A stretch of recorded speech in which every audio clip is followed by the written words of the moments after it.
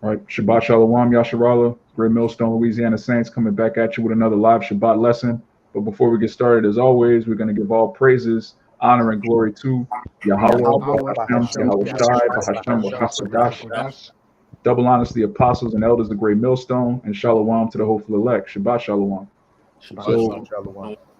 today we're just going to go into a topic that's very somber, very sobering, but it's something that's well needed for the body.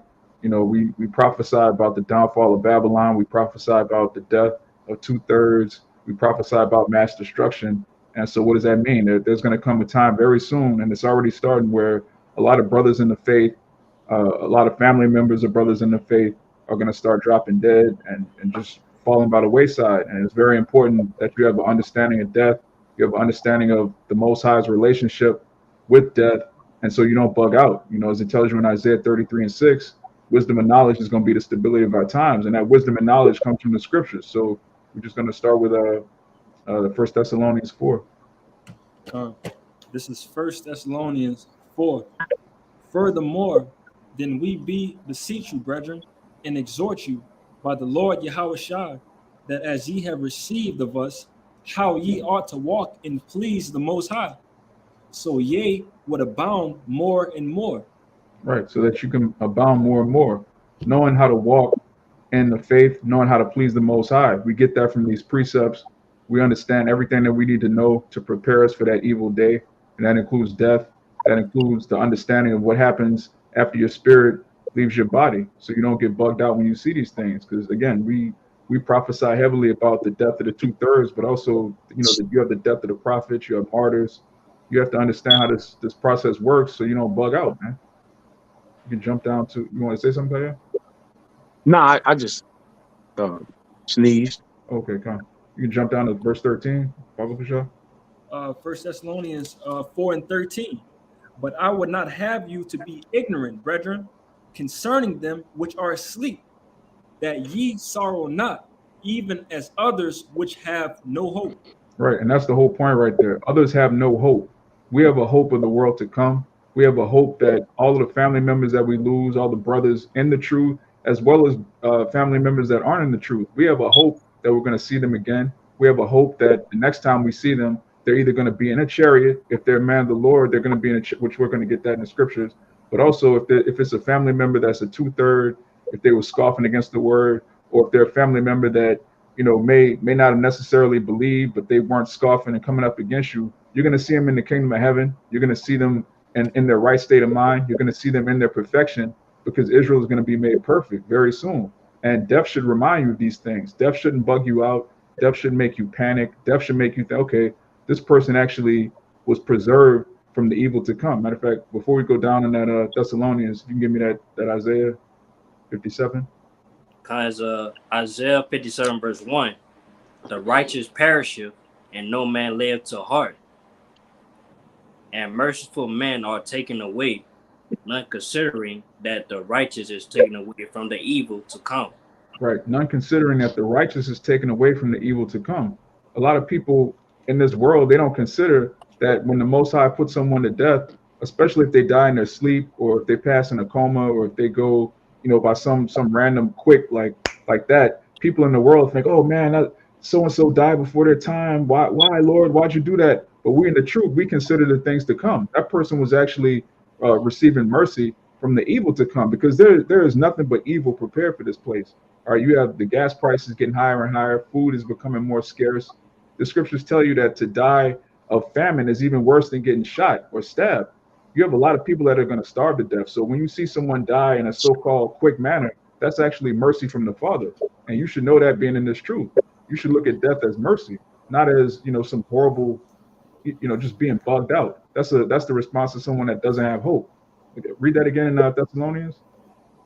Verse 13. Come on. This is First Thessalonians 4 and 13.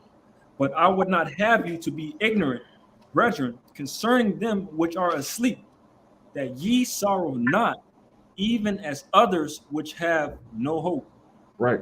Apostle Paul saying, I would not have you ignorant, brethren. The word ignorant means to not know. And we know, pertaining to the scriptures, the Most High gave us the actual science, the actual knowledge of what happens when you die. So Apostle Paul says, I will not have you ignorant, brethren, and to not be sorrowful as them which have no hope. We have a lively hope. We have hope in the kingdom of heaven. We have hope in the salvation of Israel, and we have hope that we're going to be reunited with everyone that we lose on this side. Even I don't know if you're still holding that, Matthew, but not only are we going to be united with the family members we lost, we're going to have an abundance of even more family. It tells you in Isaiah 60 that one man is going to have 1,000 children, man. You're gonna have more family than you know what to do with. So keep going on that Thessalonians. Oh, you want the Thessalonians? You holding the Matthew? Yeah, I still got the Matthew. Oh, you can bring it out. You can bring it out. Whatever precepts your brothers got. Con. This is Matthew 19, and I'm gonna start at 27. Then answered Peter and said unto him, Behold, we have forsaken all and followed thee. What shall we have therefore? And Yahushua said unto them, Verily, I say unto you, that ye which have followed me in the regeneration, when the Son of Man shall sit in the throne of his glory, ye also shall sit upon 12 thrones, judging the 12 tribes of Israel. And every one that hath forsaken houses, or brethren, or sisters, or father, or mother, or wife, or children, or lands, for my name's sake, shall receive 100-fold, and shall inherit everlasting life. But many that are first shall be last, and the last shall be first. Right. And the key point there is shall receive 100-fold. That's just one of the many benefits of serving the Lord. Whatever you lose, you're going to receive 100-fold. You lose a job, you lose a house, you lose your children. All right, brothers, struggle with child support and things of things of that nature. Going back to the curses, our families will be torn apart. Your wife might have an evil eye towards you. Don't even sweat that, man. In the kingdom, you'll have 100 wives, 1,000 children, man. So if you lose family members, you have to keep pushing. Don't let death make you bitter and turn you against the Lord, turn you against the brotherhood, or make you feel like, woe is me. Everything that happens to us, these are not things that are uncommon to man. These are things that are happening to all of us. And very soon, every man of the Lord is going to be faced with mass death. Everything we've been prophesying is going to happen. So you can't act surprised when it happens. Like, oh, I didn't know the Lord's about to kill millions of people. That's all we've been preaching, man. These are things you have to prepare your mind for. If I can add real quick, like you said, we're going to get them back. But the most beautiful part is that we're going to get them all back in their right mind. Everything is going to be perfect. Then we ain't got to worry about the wickedness and, the stupidity of our family members, and so on. Like, everything is going to be beautiful and perfect in that kingdom. I brought this out. We are those men. Hey, about to add, I was talking to the brother Raya earlier, and we was talking about some of the similarities of the things. Like, what was it we was thinking about was going to happen? Like, it's like we've been talking about this all this time, so nothing really should come to a shock. It's like what we thought. We just was gonna be talking forever, like nothing was gonna come to pass. All right. These words are manifesting, man. And we knew the scriptures will manifest themselves. We just gotta be willing, if we willing to, be walking in that day and the scepter was coming, man. Cause the words, the words of the book is bound. They're gonna happen, man. You gotta do it. Yeah, I got to only a man. The scripture tell you right here that I'm holding in Sirach 41. Only a man that feels that debt is bitter. That's only a man that's living in his possessions. You living for your house, your car, your woman, these things in the world. So you're gonna find debt bitter. You're gonna find Hey, we don't. It is what it is, man. We are up here accepting anything the Lord brings to us, man. Cold-heartedly, it just is what it is. Because we have, but we do. We say that to say this. We do have the opportunity of hope. We hope in the Lord that we receive salvation. We doing a whole lot better than most out here, than the majority, the bulk of the people out here, especially the Israelites, man. The average everyday common Israelites, we doing way better than them. At least we putting our right foot forward. You can break it down, Amawad. This is the book of Sirach 41, and I'm gonna read down to 3.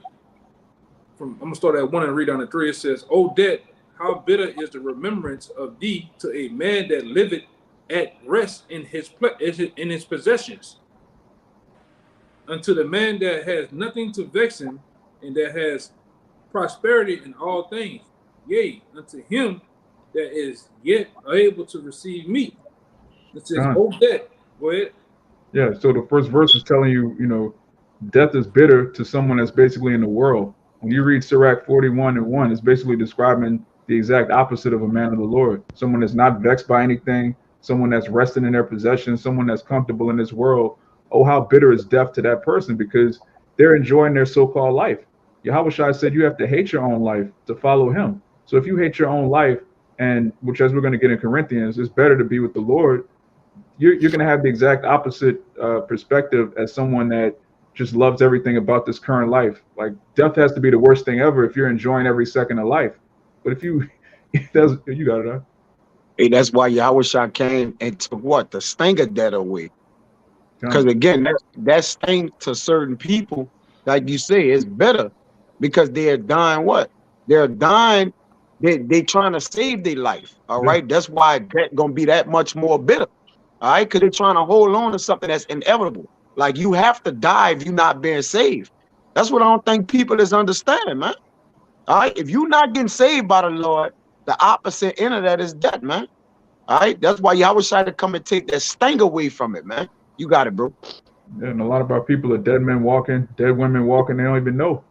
Scripture says, if you living in pleasure, you dead while you live. You're already dead. You just animated, basically. You're not alive, but you're animated.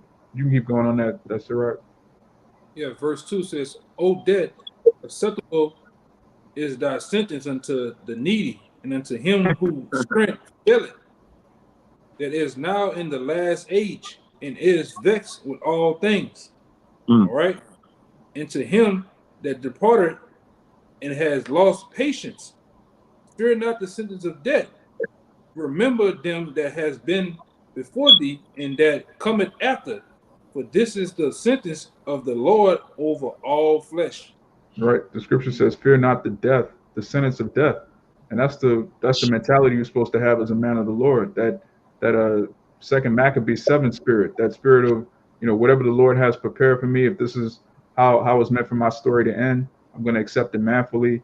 I'm not going to, squeal like a goat. I'm going to take it like a sheep, which is to just accept the judgment of the Lord and understanding what happens after that. You're going to be present with the Lord. It's not like your spirit's going to just disappear and poof, and you don't exist anymore. These people have all sorts of weird ideologies. You go to hell and Satan is poking you and you're on fire forever. All of this madness. When you come to the truth, one of the reasons that we tear down strongholds and go into these wayward philosophies is not just to, sound deep or anything like this, so you can understand that all of these philosophies are set up to increase your fear of death, to increase your fear of this world. You're supposed to fear Yahweh Ba'ashem Yahweh Shai, and once you do that, nothing else should really shake you or make you panic or bug out. I got a precept to back up what you're saying, because ultimately too, Jacob's trouble, these things are happening. Even that, it's not even for the righteous, man. It's just for the wicked. And this scripture backs up what I was saying and what I just said. In the verse over from Sirach 41 in chapter 40, I'm gonna start at about 5.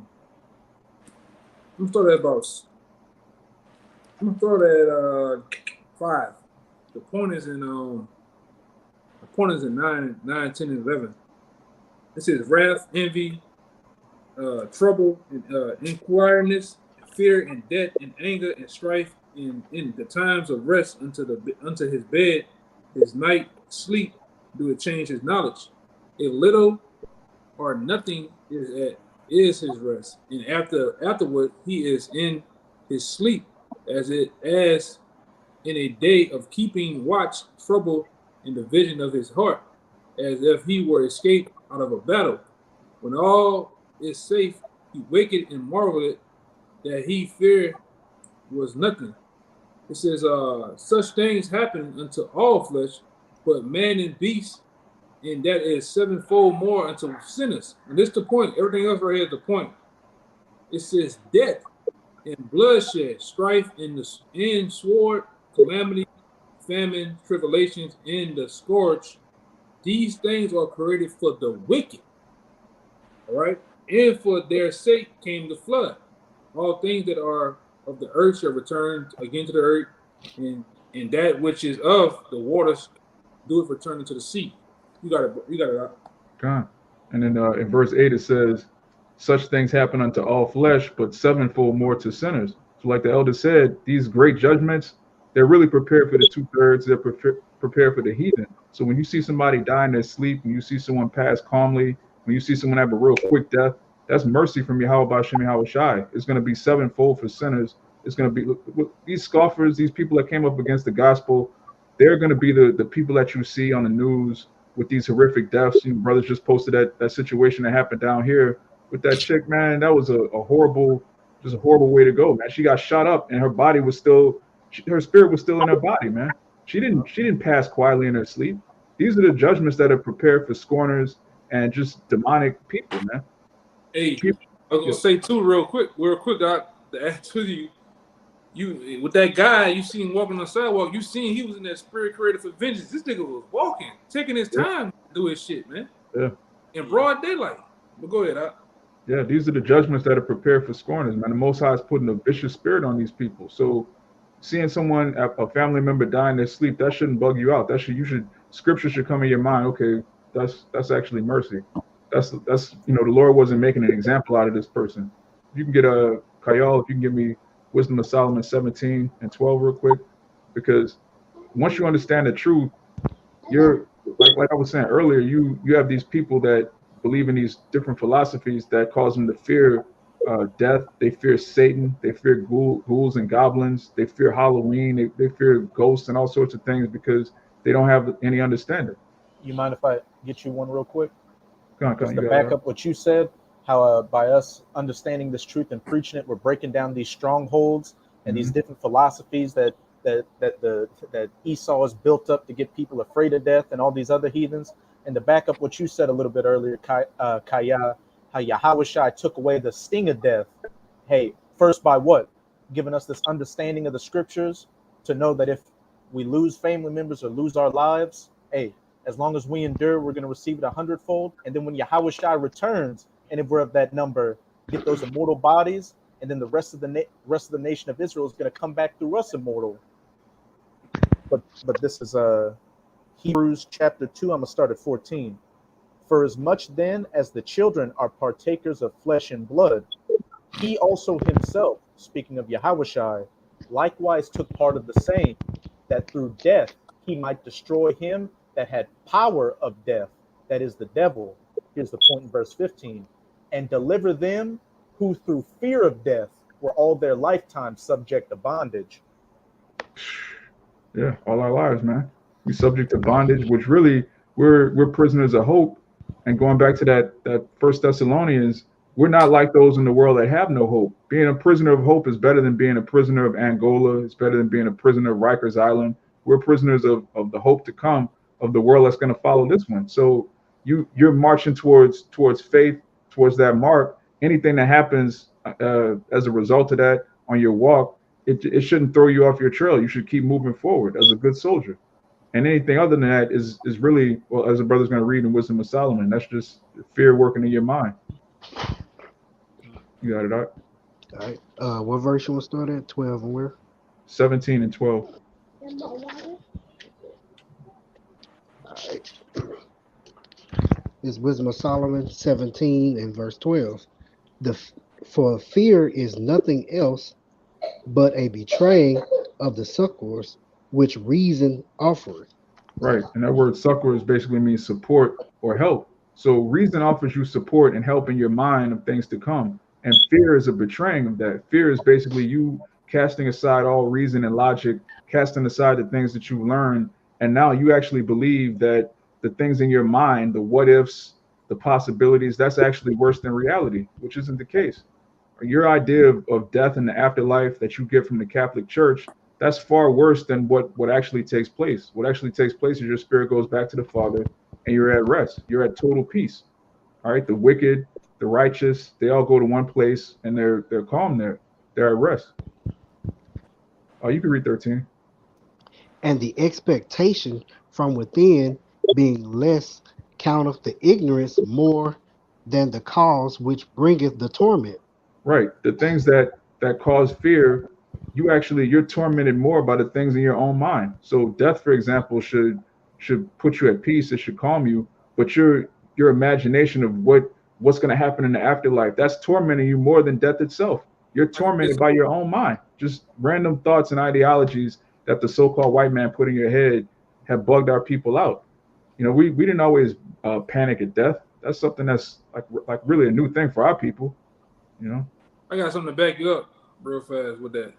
Okay. This is Sirach 28, and I'm gonna start at 21.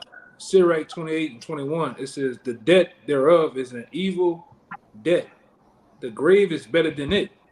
It should not have rule over them that fear Yahweh. Neither shall they be buried with the flame thereof. Such as forsake the Lord shall fall in it, and shall burn in them, and not be quenched. It shall be sent unto them as a lion, and devour them as a leopard."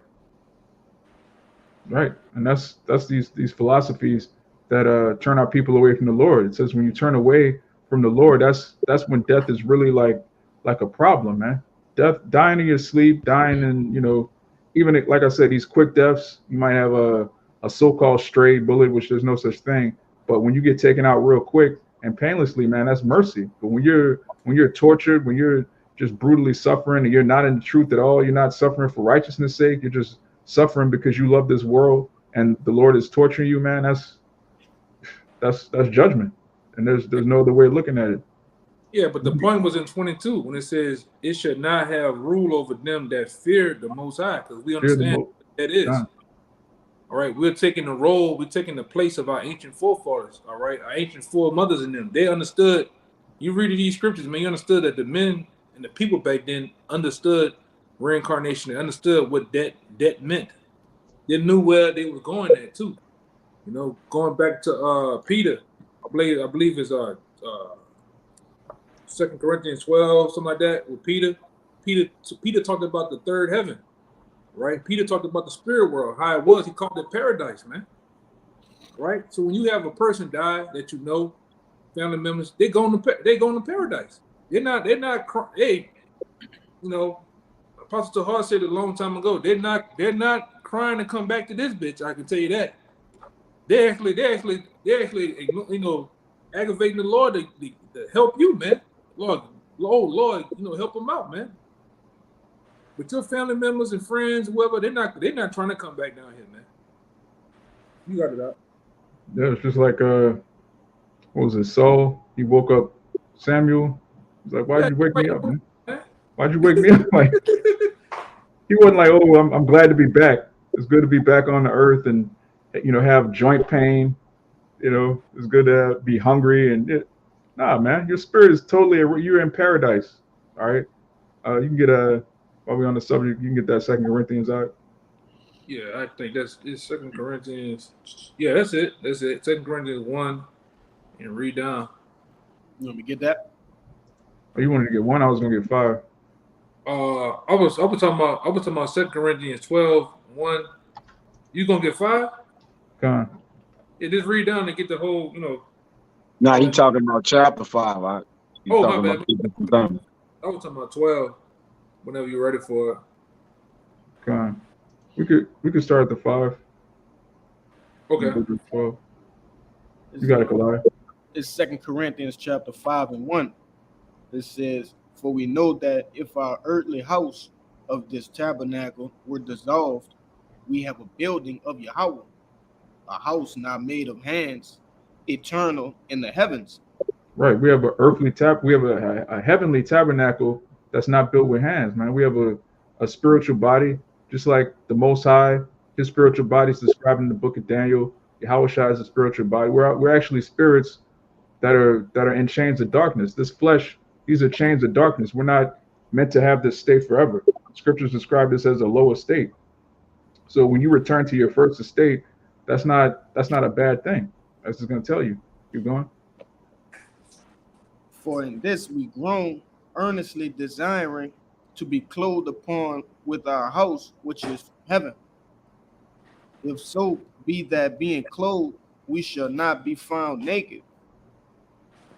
For we that are in this tabernacle do groan, being burdened, not for that we, Salaki, not for that we would be unclothed, but clothed upon, that mortality might be swallowed up of the life. Right. And we know that being naked goes into having shame. But there's the actual clothing of righteousness. The scriptures speak about putting on a double garment of righteousness. In the kingdom, man, we're not going to ever sin again. And you don't sin when you're with the Father. You don't sin when you're out of this flesh. All right. No, there's nobody in the spiritual realm committing idolatry, adultery, murder. None of that. That's all down here, man, in hell. For you out. You got it out. Something quick. There's Romans chapter 6, verse 7. It says, for he that is dead is freed from sin. And like the brother was going into, hey, when we leave this earthly tabernacle, when we die and return back unto the Father, we're not sinning no more. You know, the brothers went into it. Hey, when you go back into the spirit world, it's a paradise, man. You know, and I just want to quickly hit that right quick. You want me back in 5? Yeah, that's a beautiful point. You got it. If I could back them up right quick precept. This is Ecclesiastes 7:1. A good name is better than a precious ointment in the day of death, in the day of one's birth. That's right. So you know, therefore letting us know, like, man, death is not what people actually think it is, man. It's beautiful to be at peace.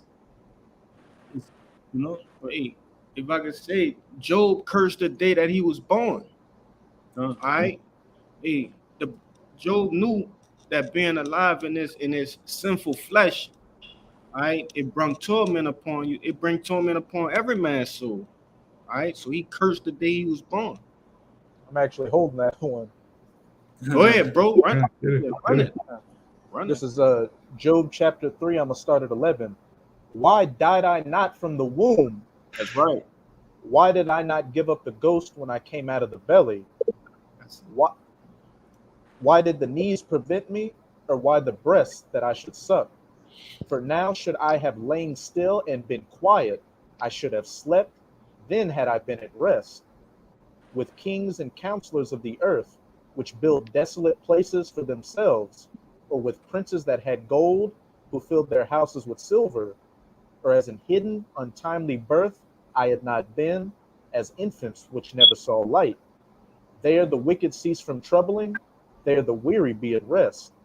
There the prisoners rest together, they hear not the voice of the oppressor. The small and great are there, and the servant is free from his master. Wherefore is light given to him that is in misery, and life unto the bitter in soul. God. It says, there the weary be at rest, both the small and great are there. Everyone's in the spirit world, and they're all at rest there. None of them are clamoring to get back to America. You know, please, Lord, send me down so I could just see, you know, the finals. Please, Lord, let me just hear that Kendrick Lamar album. Like, nobody's pining away to be back in the flesh. Once you out of these chains of darkness, man, you're actually free. You got it up.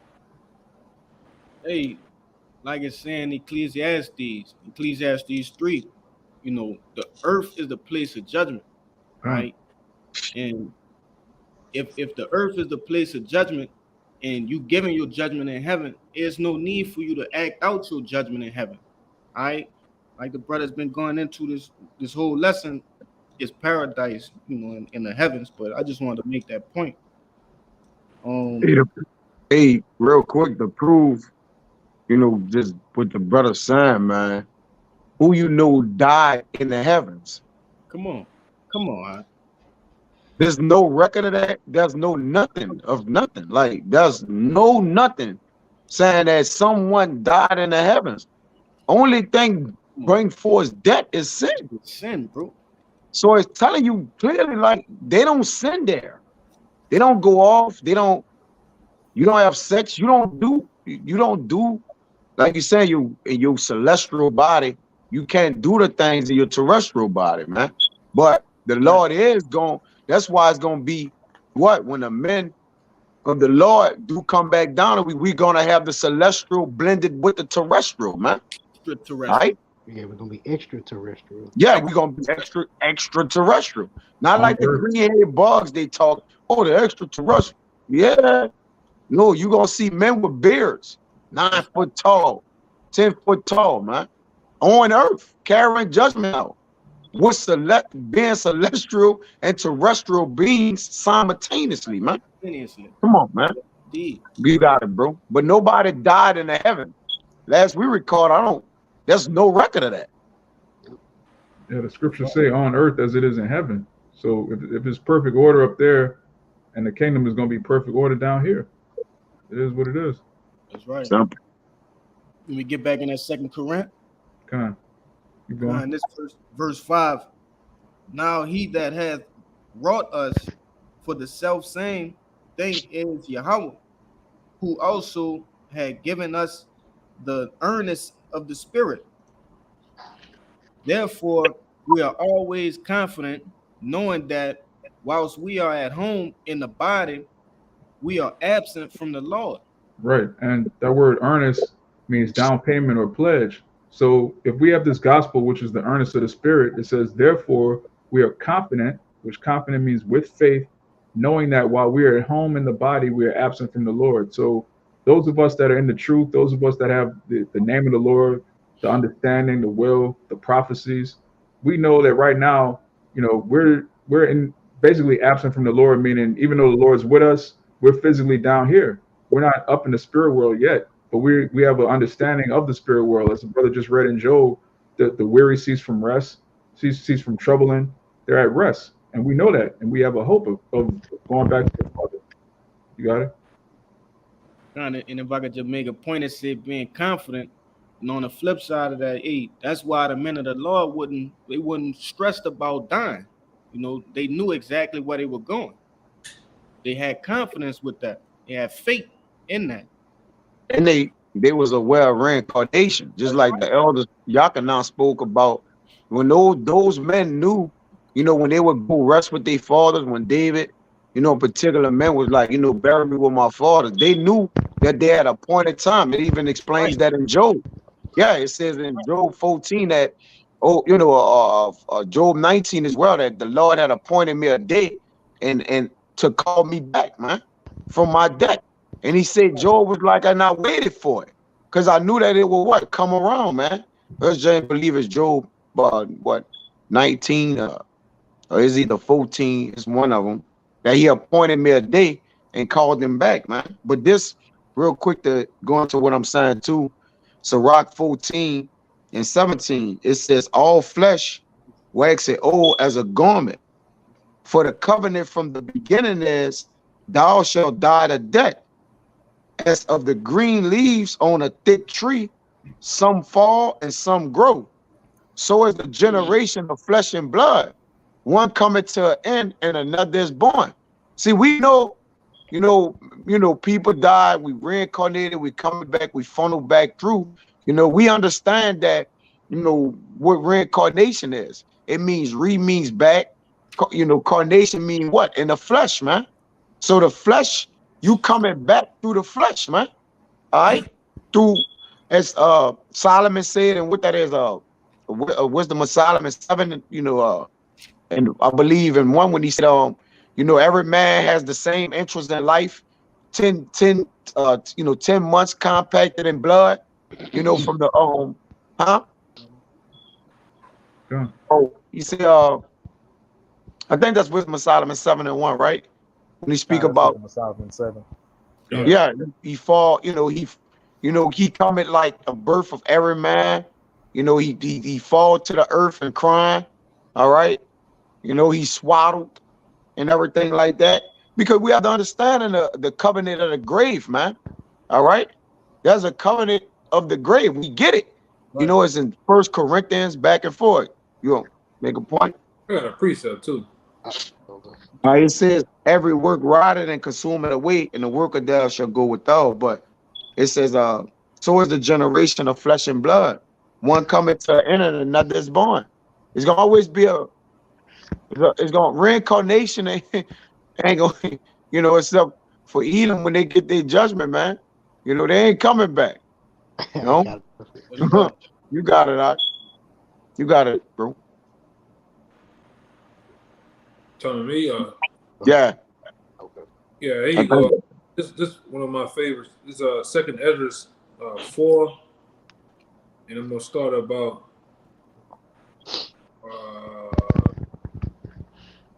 let's start at 33. It says, "Then I answered and said, How and when shall these things come to pass? Wherefore are our years few and evil?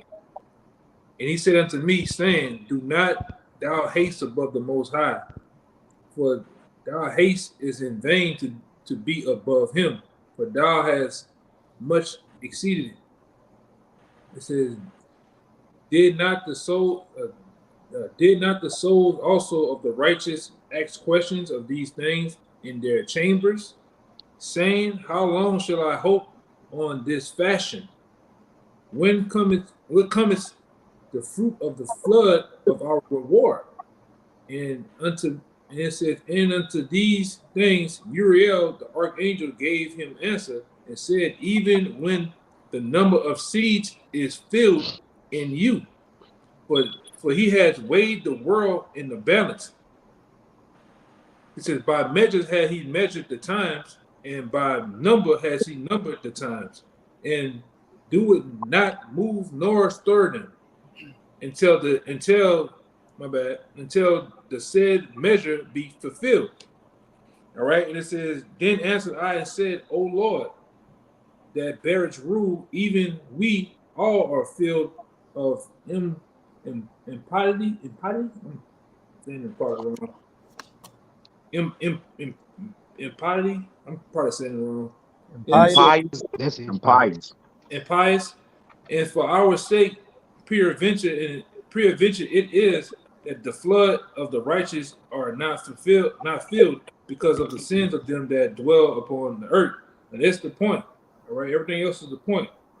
So he answered me and said, Go thy way to a woman with child and ask of her when she has fulfilled her 9 months, if her womb may keep the birth any longer within her. Then said I, No, Lord, that can she not. And he said unto me, In the grave, the chamber of souls are like a womb of a woman, for like as a woman that travaileth maketh haste to escape the necessities of the necessities, Necessity. Yeah. the necessities of the travail, even so do these places haste to deliver those things that are committed unto them. Yeah. So the spirit world, one of the terms for it is chamber of souls. It's like a revolving door. You have people that get sent up to the spirit world. You have people that are coming back down. And Brother Kaya brings out all the time, the Most High likened his judgment unto a ring. It's like a constant revolving door of judgment, and just replenishing of the earth, as it tells you in Psalms. Let me get that real quick. Hey, and even in that, you had grabbed that Job, Amawad. I got it for you. That 14. Yeah, let me read it for you real quick. This Job 14. I'm gonna start at 13. Start at 10. Yeah. Verse 10. But man dieth and wasteth away. Yea, man giveth up the ghost. And where is he? There shouldn't be no question mark after that. Because the contrary to popular belief in the world, when a man died, they like, that's it, he gone. He ain't never coming back. It shouldn't even be a question mark.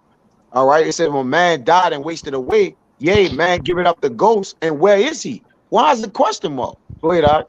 Yeah, and they get that also from Wisdom of Solomon in the second chapter. Thoughts of the wicked. The wicked have taught people in the world that you die and you're gone forever.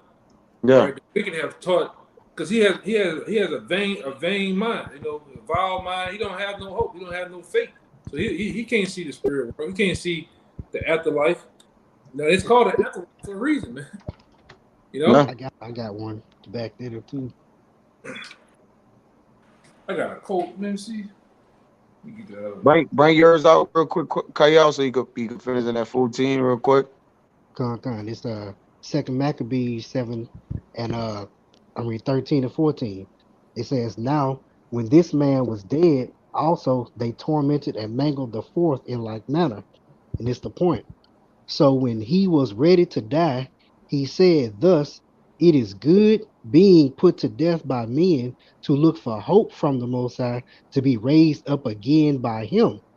But as for thee, thou shalt have no resurrection to life.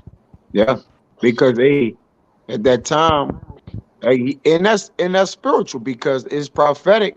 You ain't when y'all get when E or whatever when he get put out the way, he ain't coming back, man. All right, you not coming back, partner. All right, so it's prophetic. Doing way in the Maccabees time, he telling them you ain't got no resurrection to life, man. And according to the scriptures, in Obadiah, you gonna be put out the way, and you ain't coming back. Hey, jump to 21 to 23.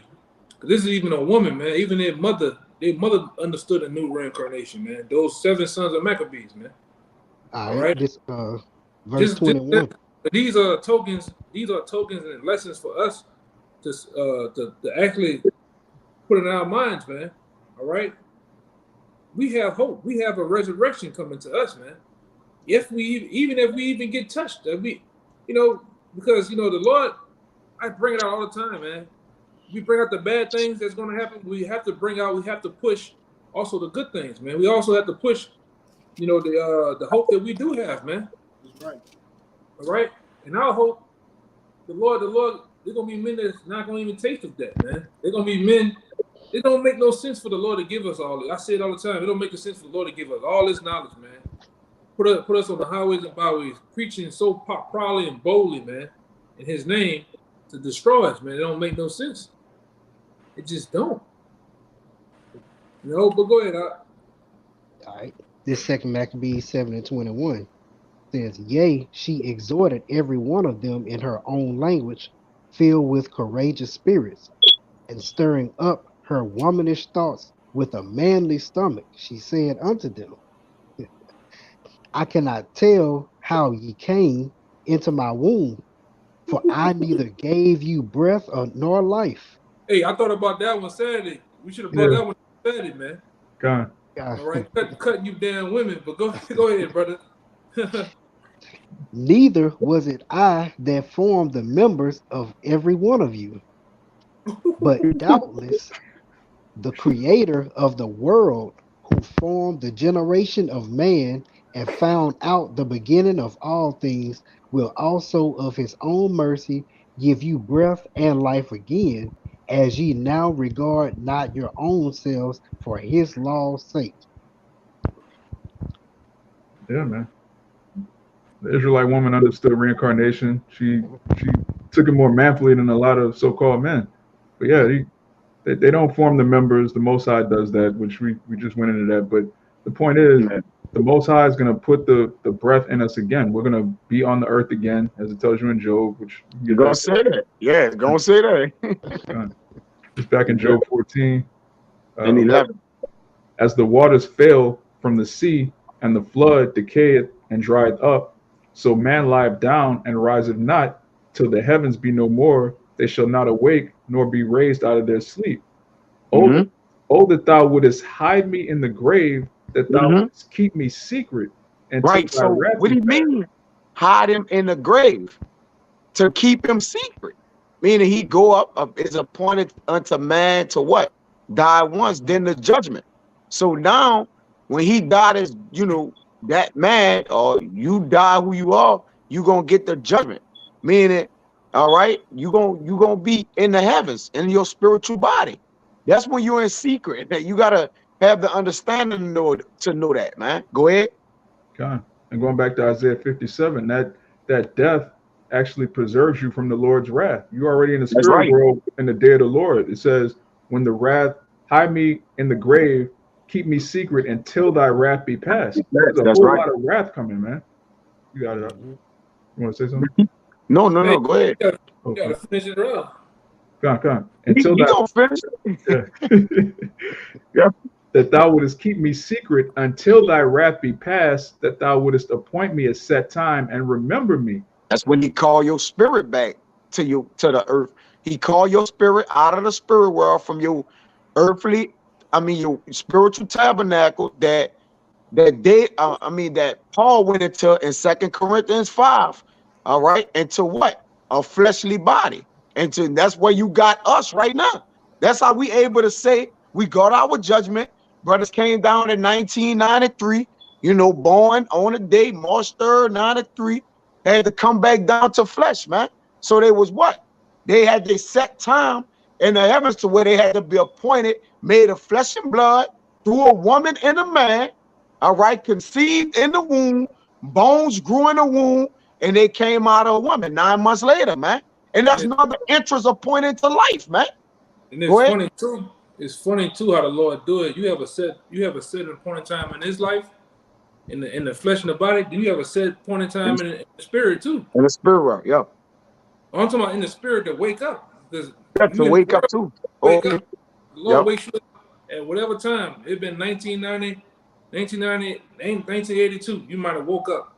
And it's continuing in the word. You might have woke up in 2007, 2010, 2012, 14. You have a point in the spirit. Also, you have a point in time to wake up too. You are a 25-year-old man, but in the spirit, you're actually a 1-year-old man, a 2-year-old, 5-year-old, however many years you've been in the truth. So it's a double-edged sword, man. It's all spiritual too, man. And we have men that begot us in the word, man. Why does it say that? All right, we have spiritual teachers, man, that we honor and we give double honors to, man. All right, this thing it's all the Most High covered all categories across the board, Yeah. Yes. We got a little more on board. Yeah, some more meat on it, though. Come on. Verse 14. If a man die, shall he live again? Question mark. All the days of my appointed time will I wait till my change come. Right. To his time. All right. To the Lord, change him from the spirit world to the flesh, from the flesh back to the spirit world. Like you said, the Lord likened his judgment unto a ring. And when you look at that, all right, judgment is the way you measure every fucking thing. So the Lord measure everything like unto a ring, the beginning to the last back to the beginning, back to the front to the back. All right, that's why there's no new thing under the sun. Everything you're saying is a recycling of things. You see things coming. You've been here before. That's why you say your grandma say, man, that man it's like he been here before. Or something like, because he has been. Yes. Because he has been multiple times. And what? Different reincarnations. You got it. I'm holding that Ecclesiastes 1, which you just quoted. You got it. I can bring that out. This is Ecclesiastes 1. I'm gonna start at 4, and this is one of my favorite precepts because it paints a picture of a reoccurring cycle. And this is Ecclesiastes 1 and 4. One generation passeth away, and another generation cometh, but the earth abide forever. The sun also ariseth, and the sun goeth down, and has it to his place where he arose. The wind goeth toward the south, and turneth about unto the north. It whirleth about continually, and the wind returneth again according to his circuits. All the rivers run into the sea, yet the sea is not full. Unto the place from whence the rivers come, thither they return again. So how powerful the Most High is, man. That's right. The Most High, man. It just made the point right there about the waters and the rivers flow, but they don't flow over. The Most High created all things within this planet, invisible things you can see. That's how powerful our power is, man. But you got numbskulls out here that say there is no power. We got the atheists and all these other goddamn bug outs out here, man. Go ahead, brother. Yeah, it tells you in Jeremiah, the Most High actually stops the ocean, like right at the sea. Like the water's strong enough to just take over the land. But the Most High says, look, you stop right here. There's going to be a beach right here. The Most High just stops the ocean. Like, nobody knows. It could clearly come past where it's at. Like, if you look the way that it's made by the water, and you look at all the pressure of the water from how far the water is out, how deep it is, you can see it can just overflood everything. It can clearly overflood everything, but it don't go past the bounds that the Lord put at it. Like you can't go past this. It overthrow itself. It says the waves store itself, but it can't what? It just can't disrespect the word of the Lord, man. You know, the waters is chastised by the word of the Lord. The Lord chastised the waters, man. He said, though they raw, they can't overthrow themselves. Yeah, and we know the Most High already flooded the earth once. There's more than enough water on the earth to just cover everything. But the only reason it hasn't, he said he wouldn't do it again. He promised, but he's gonna flood this place with fire. But that's another lesson. You got it out. Keep going. You got it. Some of the three holy children, all things obey as well. Obey as well, man. They even bless the Most High, man. All right. Yeah. I got one more verse, but if I could also mention on that verse 7, that all the rivers run into the sea, yet the sea is not full. That's probably to me the most vivid, interpretation that you could have, because what happens? The water runs down to the ocean, it rises up into the clouds, and it rains. It's a constant cycle of the water coming down, where the earth will never be, full with water, like you're saying. The water won't overtake the land because it's a constant cycle of the water going through. You did? That happens. The waters, the mind. In a sense, too, man. Going back into Peter, we live in the water. All right. Yes. This is the water. Yeah. Around the earth is the water. And we can go on and on. Waters. Yeah. Yeah, man. Yeah, the waters within the waters. It's your mind. The heavens, man. Right. And just to get this last verse, this is Ecclesiastes, jumping to what you just mentioned, Kaya. Ecclesiastes 1:9. The thing that hath been, it is that which shall be, and that which is done is that which shall be done, and there is no new thing under the sun. Yeah, it can't. The cycle can't be broken. That's why we get it. All right, there's a certain cycle that's in place that the Lord have set up. Like it says, the sun rises and then it go back to its place. There's no way the sun ain't gonna miss a day to rise, and there's no day that the sun not gonna come up at a set point in time and then it don't come back. Or it, and even with that, the Lord have did that to show, like, I'm the one that could stop the time. Or the radius of the sun, he did it multiple times. He let the sun stay up longer than it was supposed to. With Joshua, he did it multiple times, man. I think the day stayed still or something, right? Yeah. Joshua prayed so that he could defeat the enemies. He let the sun stay up, though. Yeah, go ahead. Because in a sense, every day itself, in another sense, is a spirit, man. Yeah, it excels the other. Yep. Yeah. Go ahead, brother. I was gonna say, but think about it, if he did make it to where the sun did not rise one day or the same like that, then he said that the Lord will have to cast off his people, according to Jeremiah. Yeah, in Israel. Hey, let me put a proper precept in there real quick on what we talking about. Because like you said, we don't want to just be just saying it. Get the fundamental understanding. This is Rock 33:7. It says, why do it one day excel another, when as all the light of every day in the year is of the sun? All right. Hey, and the other days excelling the other day. All right. But all the days of the year is as the sun. It says, by the knowledge of the Lord, they were distinguished, and he altered seasons and feasts. So the Lord distinguished it, gave everything in its place, man. And like, look, all right, son, you gonna come up at a set point of time, then you're gonna go down so the moon could come out. And that, bro, it haven't been a day where the sun and the moon didn't come out. Huh? It may have been that you look at the sky, hey, the moon ain't out the day. You bugged out, partner. It came. You could best believe. Basically, you're basically saying, well, the Lord ain't put the moon and the sun out the day. Man, you notice what you're saying? Like that's not even feasible. The Lord would distinguish they going up and they coming down, which that says that is precepts for that. You know, it got a set appointed time.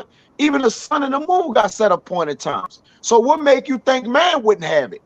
All right, that's the ordinance. Okay, man is mixed in with the ordinance, man. Okay, you got it. Oh, mama, why, bro? Come. And that's again going back to Esdras, how he likened his judgment unto a ring. There's a constant, just a cycle. They call it the cycle of life.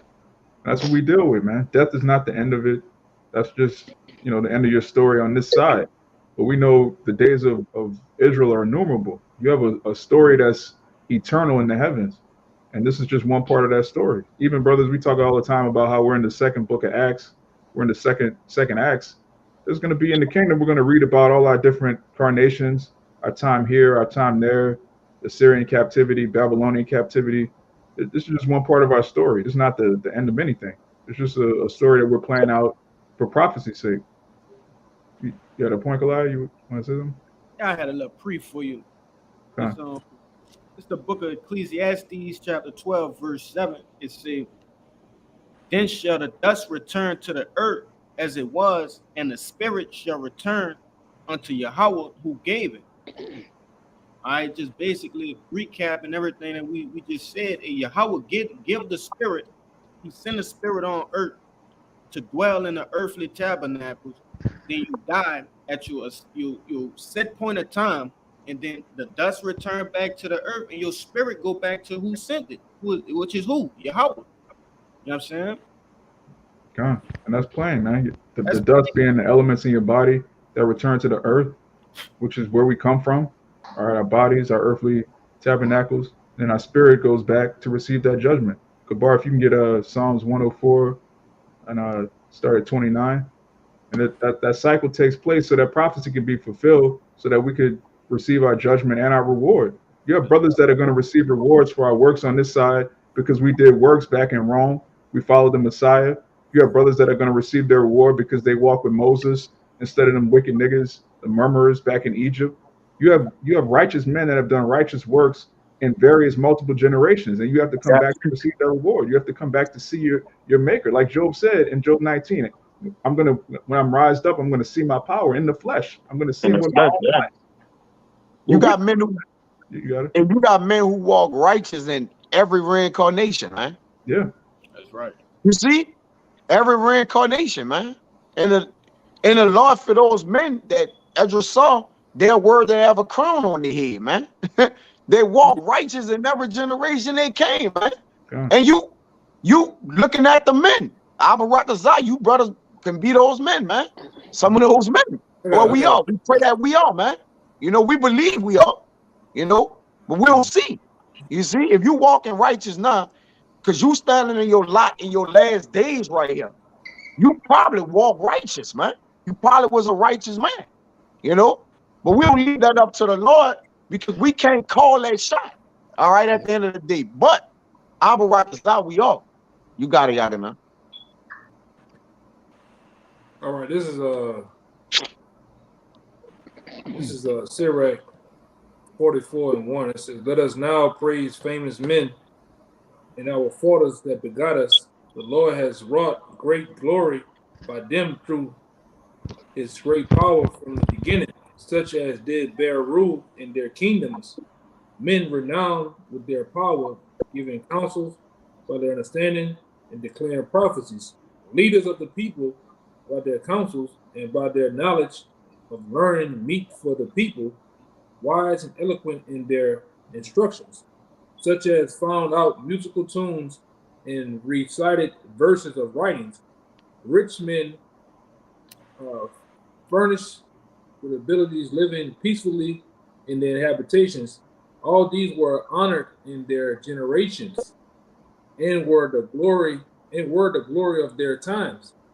These be of them that have left a name behind them, and their praise might be reported. All right. All right. I'm almost. It says in some, and it says some there be have no memorial, who are perished as though they were never been, and come. It says and are become as though they never been born, and their children after them All right, I'm gonna stop right here, but it says, "But these were merciful men, whose righteousness has not been forgotten." So then back up, I'm a wide. What you talking about? God. And as you keep going, it says, their seed shall remain forever. You're gonna have a perpetual name in Israel if you serve the Lord, if you're of the elect.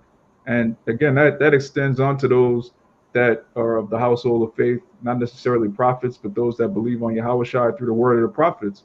All right, Yahweh Shai prayed for them too in St. John the 17th chapter. But Kavar, if you got that Psalms 104, What verse? 29 and 30. Because Psalm 104, verse 29. Thou hidest thy face, they are troubled. Thou takest away their breath, they die and return to their dust. Right, going back to Job 14, it says in Job 14, hide me in the grave, keep me secret. And in Psalms 104, it says they are troubled. The Most High takes away their breath, and He hides thy face. He basically puts them in a situation where they're hid from the destruction, they're hid from certain calamities, and they don't have to go through certain prophecies that we prophesied. The famines, the plague, the pestilence. They don't have to deal with that in the spirit world. Nobody's starving in the spiritual realm, worried about the price of food going up. You're at rest. Keep going. Thou sendest for thy spirit, they are created, and thou renewest the face of the earth. Right. Thou renewest the face of the earth. The Most High renews the face of the earth by bringing those same spirits back down, and He puts them in the dust again. That same, potassium, magnesium, all the things in your bones, all the things that are in the soil and the earth. Those are the same things in our body. We're made of the earth. That's what the word Adam means, of the ground, Adama. We're He up the told ground. Adam that. Yeah. Salaki, brother. He told Adam that. He said, "Of the dust thou came it, so the dust shall thou return." Back in Genesis, man. When he said about the sweat of his brow, or whatever, thorns and thistles or whatever, whatnot. You got it. I just want to add that's Salaki, bro. Yeah, and we're living that. We're living everything the Most High told Adam. We got to work, we got to toil the land, we got to go through all these things. But guess what? He also told Adam, man. The scriptures speak about that second Adam coming, that's doing away with sin. But through one Adam we all fall, but through that second Adam, we're all going to be made righteous. We're all going to be holy. Our whole nation is going to be perfect through Adam, man. Which is Yahweh Shai, if you could receive it. You can get back in that 2 Corinthians. Come. Verse 7, it says, For we walk by faith, not by sight.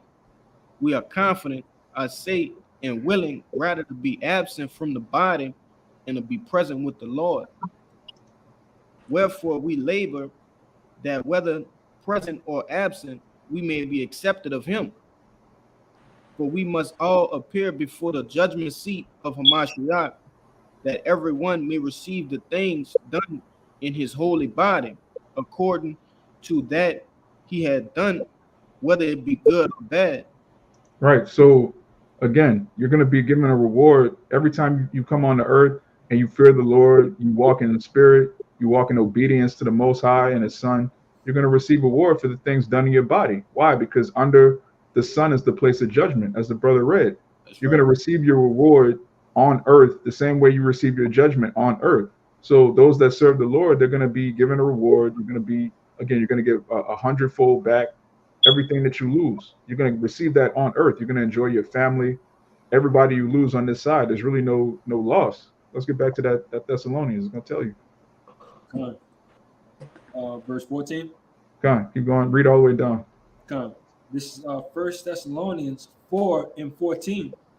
For if we believe that Yahweh Shai died and rose again, even so them also which sleep in Yahweh Shai will the Most High bring with Him.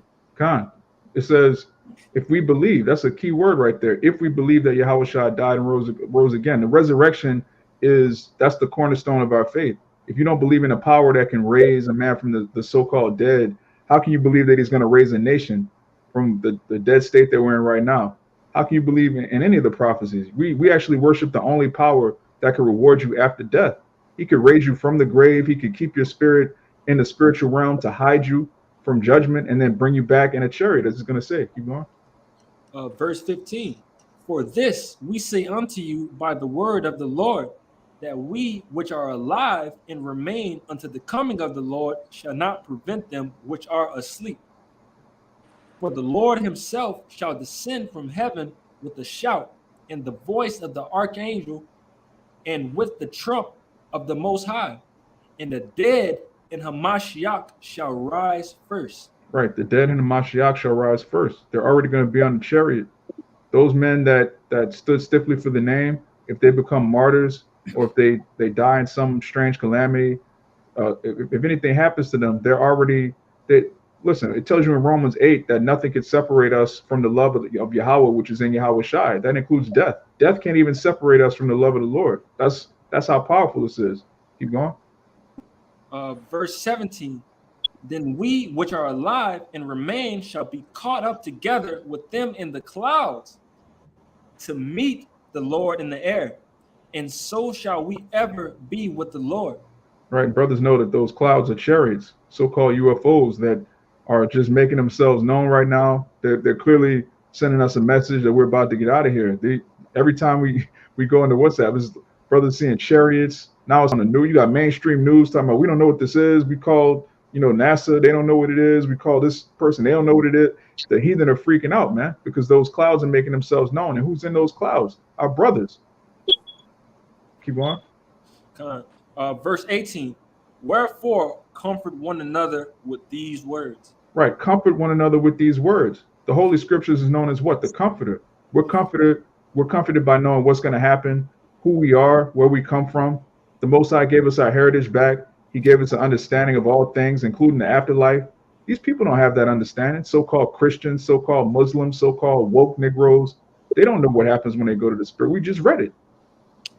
We read it in Job. We read it in Corinthians, Hebrews. We know what happens. Esdras. We're comforted by these words. We're comforted by Yahweh Bashem Yahweh Shai and that knowledge that he gave us, that wisdom and knowledge. So you shouldn't be bugged out by death. If you've been in the truth for 10 years, 5 years, 6 months, you should have you should be grounded in the spirit to know that all these things are a part of prophecy. They're all a part of the Lord's movie. And if you're a man of the Lord, it's part of your movie. It's part of your story. Every man of the Lord has his own story. You have family members that believe. You have family members that scoff, all of which you're going to see again. That's just part of your story. You can't take it personally. That's the story that the Most High wrote for you. If I could add to you right quick, me and Kabar was just talking about it the other day. This Isaiah 33:6, wisdom and knowledge should be the stability of our times.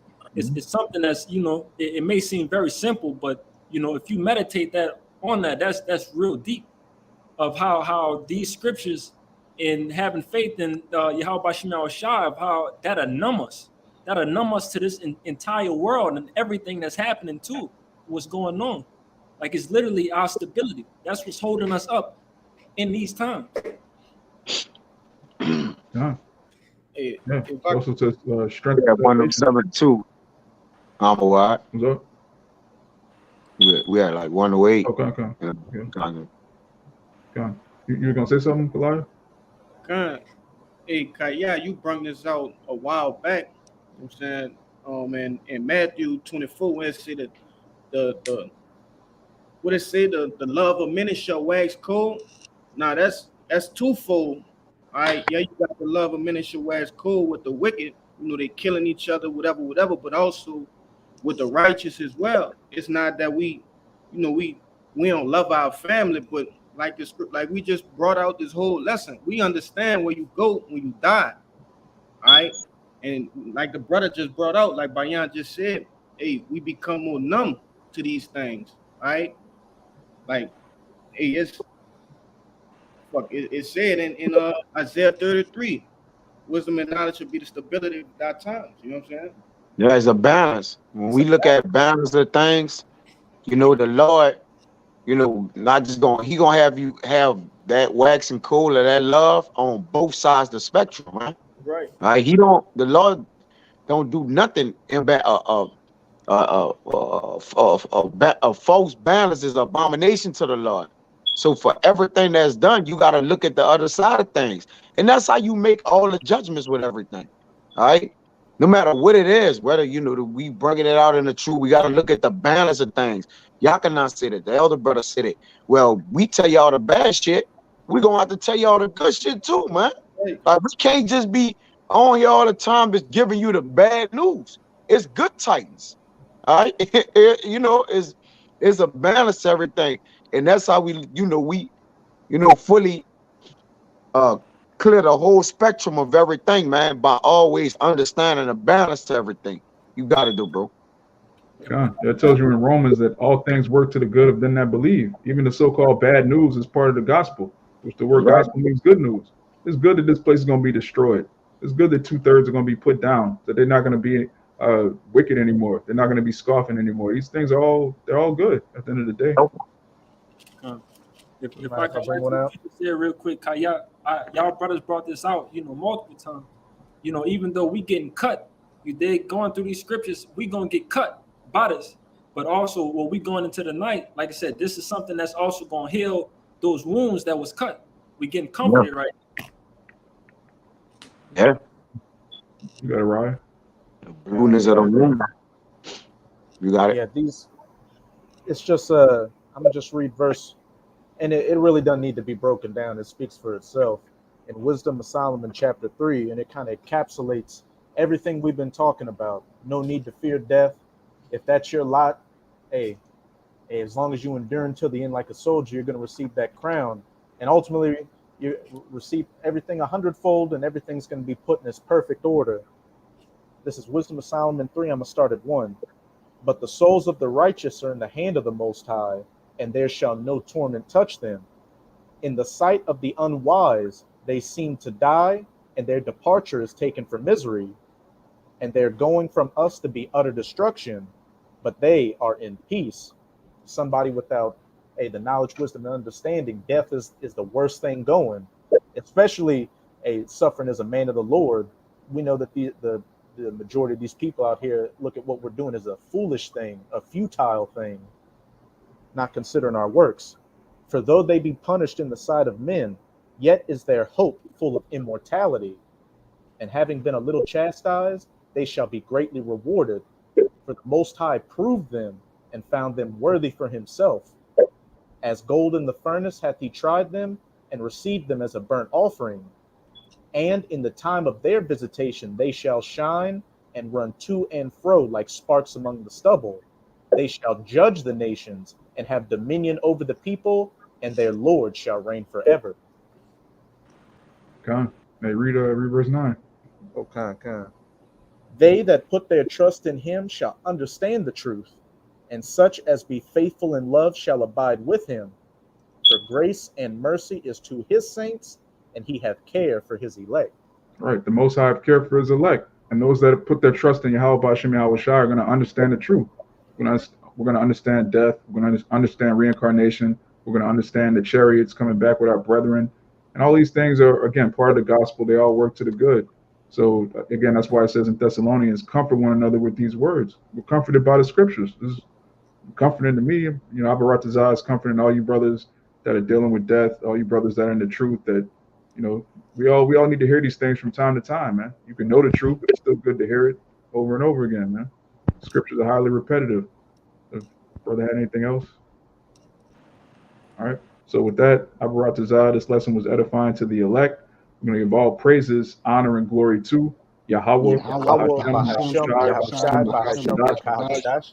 Double honors to the apostles and elders of Great Millstone, and Shabbat Shalom to the hopeful elect. Shabbat Shalom. Shabbat Shalom.